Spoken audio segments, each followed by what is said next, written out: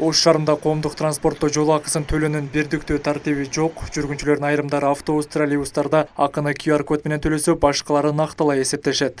Төлөм жеңилирээк системалар кирсе жакшы болмок да. Карта аркылуу болсо жакшы болмок. Менин оюмча алды жактан чыгып, анан төлөп арка жактан түшүп кеткен оңго дейм. Азырда кыйынчылыктар барбы?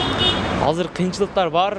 Неме арка жактан чыгып, анан алды жакта күтүп калат да остановкаларда.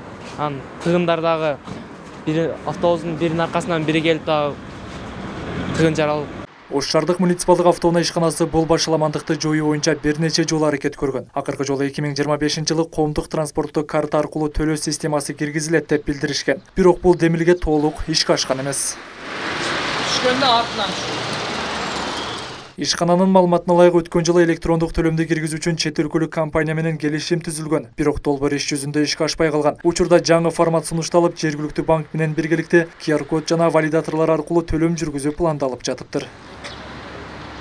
Онлайн төлөөгө жакында өтөбүз. Биз кече ошол Демир банк менен келишим түзүп, түрктөрдүн компаниясы менен жакынкы күндө иш башталганы турат. Азыр келишимдерге кол коюлуп, уже даярдалып атат. Учурда ишкананын балансында 186 техника бар, 150 автобус, 36 троллейбус, алардын 130 күн сайын каттамга чыгат. Бирок төлөм системасы толук көзөмөлгө алынган эмес.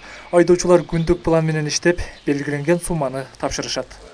Троллейбустар 7000ден 11000 чейин төлөйт.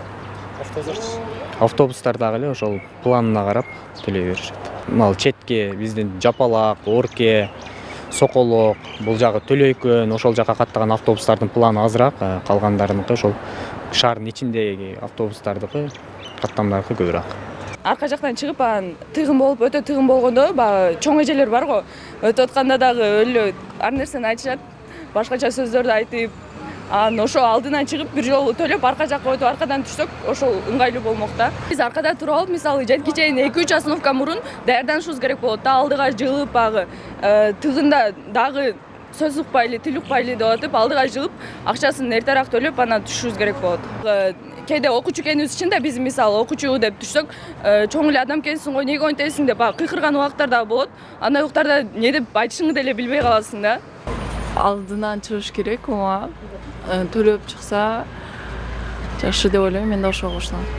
Көп жылдан бери айтылып келген санариптик төлөм системасы ишке ашса, нактылай акча жүгүртү азайып, киреши ачык көзөмөлгө алынмак. Бул көмүскө каражаттарды кыскартып, жүргүнчүлөр үчүн да ыңгайлуу шарт түзмөк. Бирок азырынча бул өзгөрүүлөр толук ишке аша элек. Мындан тышкары шаарда коомдук транспорттун жетишсиздиги дагы актуалдуу бойдон калууда. Быйыл 80ге жакын жаңы техника алып келүү пландалып жаткандыгын айтышты.